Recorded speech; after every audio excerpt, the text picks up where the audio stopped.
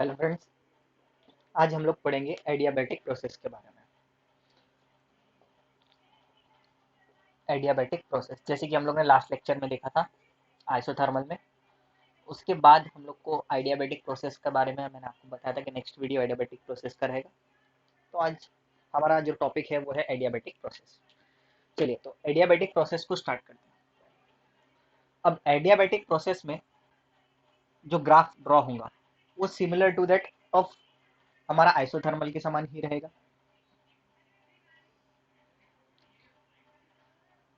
थोड़ा सा सिमिलर ही है। अब ये तो हो गया हमारे ग्राफ की बात। वहां पे आइसोथर्मल प्रोसेस में क्या चीज कांस्टेंट थी भाई? आइसोथर्मल प्रोसेस में क्या चीज कांस्टेंट था? टेम्परेचर कांस्टेंट था। ये आप सभी को पता है।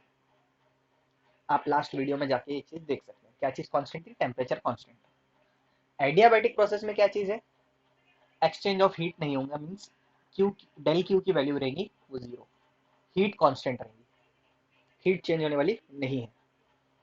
ये प्रोसेस में हीट चेंज नहीं होगी। डेल क्यू की वैल्यू जीरो रहेगी। हमें ये ध्यान रखना है। तो एडियाबैटिक प्रोसेस के अगर कोई भी सिस्टम है और वो इंसुलेटेड है, इंसुलेटेड है मतलब वहां से कोई भी चीज ट्रांसफर नहीं हो रही, हीट ट्रांसफर नहीं हो रही है, एडियाबैटिक बॉल लगी है, तो वो प्रोसेस को क्या बोलेंगे? Adiabatic process. फिर उसका ही एक्सपांशन, कॉम्प्रेशन जो भी है। अब देखते हैं हम लोग के इसके अंदर वर्क डन का फॉर्मूला क्या है। अब वर्क डन के फॉर्मूले के लिए या वर्क डन के डेरिवेशन से पहले हम लोग एक छोटा सा रेशियो के बारे में देख लेते हैं। इसे बोलते हैं एडियाबैटिक रेशियो। क्या बोला जाता है? Adiabatic ratio. एडियाबैटिक रेशियो का मतलब होता है molar specific heat at constant pressure upon molar specific heat at constant volume, CP by CV. ये आपने मेयर्स रिलेशन में देखा हुआ है कि सीपी और सीवी का मतलब क्या होता है। ये सब चीजें आपको पता है। तो अब हम लोग आ जाते हैं हमारे मेन डेरिवेशन पे। हमारा जो मेन डेरिवेशन है वो क्या है?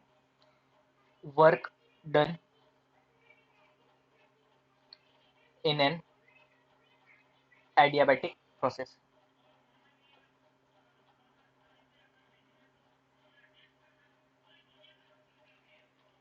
अब हम लोग ये एडियाबैटिक प्रोसेस के बारे में स्टार्ट करने से पहले वर्क डन के हम लोग एक चीज और नोट कर लेते हैं। अगर फर्स्ट लॉ के हिसाब से अगर हम लोग देखा जाए तो del Q is equals to del U plus W होता है। क्यू की वैल्यू जीरो है, del U plus W. W अगर इधर जाएगा तो del U is equals to minus W होता है। ये ध्यान में रखना है। Internal energy is equals to negative of work done होता है किसमें? कौन से उसमें? एडियाबैटिक प्रोसेस में। ये छोटी छोटी बातें याद रखने वाली है। ये आप लोग को एमसीक्यूज वगैरह में पूछा जा सकता है। अब जैसे कि हम लोग देख रहे हैं वर्क डन।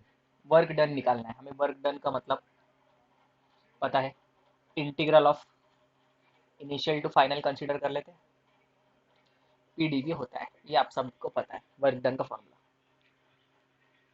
लेकिन एडियाबैटिक प्रोसेस में हमारा PV is equals to constant ना रहते हुए P V raise to power gamma is equals to constant होता है। P V raise to power gamma is equals to constant. ये हमारा इक्वेशन ऑफ स्टेट होगा एडियाबैटिक प्रोसेस के लिए। हमारा इक्वेशन ऑफ स्टेट क्या रहेगा? Equation of state P V raise to power gamma is equals to constant. अगर initial stage पे है तो P initial V initial raise to power gamma बोलेंगे। फाइनल स्टेज पे है तो P final V final raise to power gamma. और वो गामा क्या है? Adiabatic ratio.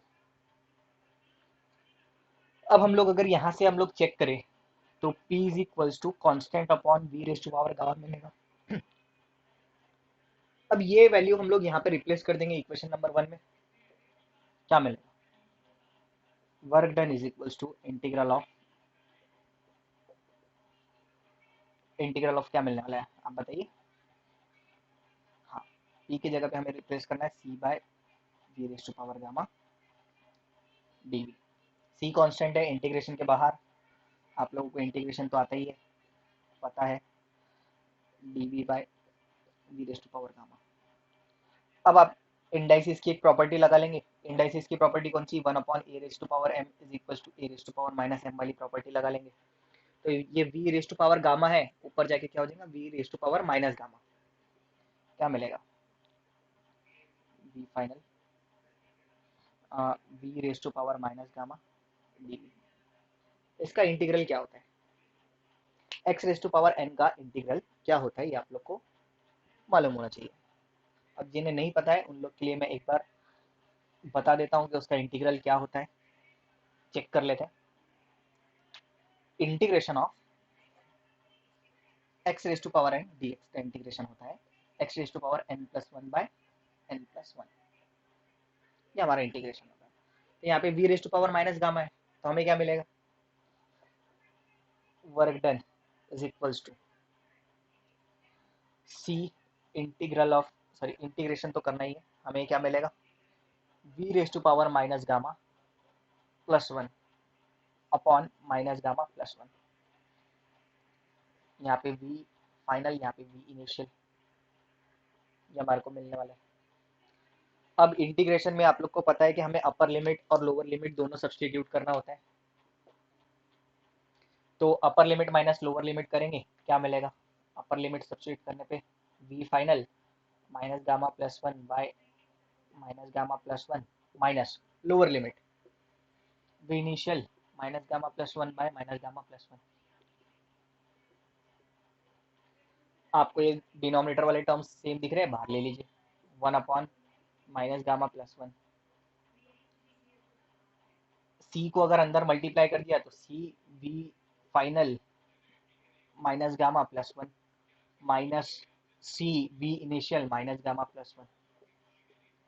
अब जैसे कि हम लोग ने यहाँ पे देखा था कांस्टेंट इन दोनों की इक्वल होता है, तो इनिशियल वाले टर्म्स के साथ इनिशियल रख देंगे, फाइनल वाले टर्म्स के साथ फाइनल रख देंगे। क्या मिलेगा? रीसब्स्टिट्यूट करने पे हमें क्या मिलेगा? P final V final V final into minus gamma plus one minus फिर से P initial V initial raise to power gamma into V initial minus gamma plus one. Powers का क्या होगा? एडिशन होगा, तो हमें क्या मिलेगा? One upon minus gamma plus one into P final V final minus P initial V initial मिलेगा। अब ये हमारे लिए है वर्क डन का फॉर्मूला। किसके टर्म्स में? प्रेशर और वॉल्यूम के टर्म में। प्रेशर और वॉल्यूम के टर्म में हमें वो फॉर्मूला मिल रहा है। अब जो हमारा नेक्स्ट है, अगर हम लोग को ये इक्वेशन को हम लोग और अगर सिंप्लीफाई करना चाहे तो कर सकते हैं। माइनस गामा को जनरली हम लोग पॉजिटिव में रखेंगे, गामा को पॉजिटिव में रखेंगे, तो क्या हो जाएगा? वन अपॉन माइनस की साइन कॉमन ले रहा हूँ, माइनस गामा माइनस वन। यहाँ से भी अगर कॉमन ले लिया तो क्या मिलेगा? P initial V initial minus P final V final, minus की साइन कॉमन लिया, माइनस माइनस कैंसिल, तो हमें इक्वेशन क्या मिलेगा? One upon gamma minus one P initial V initial minus P final V final. ये हमारा इक्वेशन हो गया वर्क डन का। आप चाहो तो इस फॉर्म में रखो या इस फॉर्म में रखो, कोई फर्क नहीं पड़ता है, दोनों फॉर्म करेक्ट है, एकदम करेक्ट है। अब अगर हम लोग को टेम्परेचर के टर्म्स में इसको डिफाइन करना है, प्रेशर और वॉल्यूम के टर्म्स में ना करते हुए टेम्परेचर के टर्म्स में डिफाइन करना है, तो आप लोग को तो आइडियल गैस इक्वेशन पता है, PV is equals to nRT. NRT replace कर दीजिए ये इक्वेशन में, क्या मिलने वाला है आपको अगर एनआरटी रिप्लेस कर देंगे तो? चलिए मैं इधर साइड में छोटा सा लिख देता हूँ। वैसे डेरिवेशन यहाँ पे ठीक है, अभी एन आर इनिशियल के लिए इनिशियल लिख देंगे, फाइनल के लिए फाइनल लिख देंगे। क्या मिलेगा? एन आर को कॉमन ले लेते हैं, T initial minus T final, ये हो गया हमारा एडियाबैटिक प्रोसेस, एडियाबैटिक प्रोसेस का डेरिवेशन, वर्क डन। तो ये जो डेरिवेशन है ये जनरली बहुत बार बोर्ड्स में पूछा जा चुका है, सीबीएसई के पेपर में पूछा जा चुका है, तो ये आप लोग को पता रहना चाहिए। जेई मेंस के पेपर में काफ़ी सारे क्वेश्चन आते हैं इस पे, तो ये इंपॉर्टेंट डेरिवेशन है, आप नोट करके रखिए। अभी इसके बाद हम लोग इसकी और कुछ प्रॉपर्टीज भी देखेंगे ये फॉर्मूलेस को यूज करके। चलिए तो अब हम लोग इसकी प्रॉपर्टीज देखते हैं। अब प्रॉपर्टीज क्या है, हम लोग को कौन कौन सी चीज़ें ध्यान में रखने वाली बात है, तो ये देखते हैं। हमारा जो फॉर्मूला है वो हमें फॉर्मूला क्या मिला, देख लीजिए। Work done is equals to n R T initial minus T final upon gamma minus 1। ये हमारे पास फॉर्मूला है। अब ये फॉर्मूले में अगर इनिशियल टेम्परेचर बड़ा है फाइनल टेम्परेचर से, क्या बोल रहा हूँ मैं, इनिशियल टेम्परेचर बड़ा है फाइनल टेम्परेचर से, T initial is greater than T final, तो ये बड़े नंबर में से छोटे नंबर को माइनस करूंगा तो आंसर तो पॉजिटिव आएगा, मतलब वर्क डन कैसा रहेगा, work done must be greater than zero हो जाएगा। अगर ये कंडीशन है तो वर्क डन क्या हो जाएगा, ग्रेटर देन जीरो हो जाएगा। अगर वर्क ग्रेटर देन जीरो है मतलब पॉजिटिव है, वर्क कैसा है, पॉजिटिव है। वर्क पॉजिटिव है तो आप लोग को एक बात पता होंगी, वर्क पॉजिटिव है मतलब एक्सपांड हुआ। अगर कोई चीज ये इतनी वॉल्यूम है और अगर ये यहाँ से लीड ऊपर जा रही है मतलब एक्सपांड हुआ, बढ़ गया, पॉजिटिव वर्क। और अगर कंप्रेस हुआ रहता, नीचे आया रहता, तो नेगेटिव वर्क बोले होते। तो यहाँ पे पॉजिटिव वर्क हुआ तो मतलब क्या हुआ, एक्सपांशन हुआ। ये भी ध्यान में रखने वाली बात है। और एक्सपांशन हुआ तो आप लोग को पता है, अगर एक्सपांशन हो रहा है तो गैस कूल होगी या हॉट होगी, cool, cools down, cools down. ये ध्यान में रखना है। ये फर्स्ट कंडीशन, फर्स्ट केस। अब यही फॉर्मूले में अगर सेकंड कंडीशन बनती है T initial is less than T final. अब देखो, पहले ठंडा था, पहले टेम्परेचर इनिशियल टेम्परेचर कैसा था, कम, बाद में ज्यादा होगा मतलब गर्म हुआ, सीधी सी बात है, गर्म हुआ मतलब वार्म्स अप हुआ। अब अगर इनिशियल माइनस फाइनल करूंगा तो मेरा आंसर कैसा आएगा, वर्क डन का लेस देन जीरो आएगा, नेगेटिव वर्क डन होगा, मतलब क्या होगा, कंप्रेशन हुआ। ज्यादा कुछ ध्यान में रखने वाली बात नहीं है। होप कि ये सभी टर्म्स आप लोग को समझे हो। इन सभी टर्म्स में से ये इंपॉर्टेंट फॉर्मूला है, ये आप लोग ध्यान में रखिए। प्रेशर के टर्म्स में फॉर्मूला है, वो भी आप ध्यान में रखिए। ये सब चीजें आपके काम में आएंगी।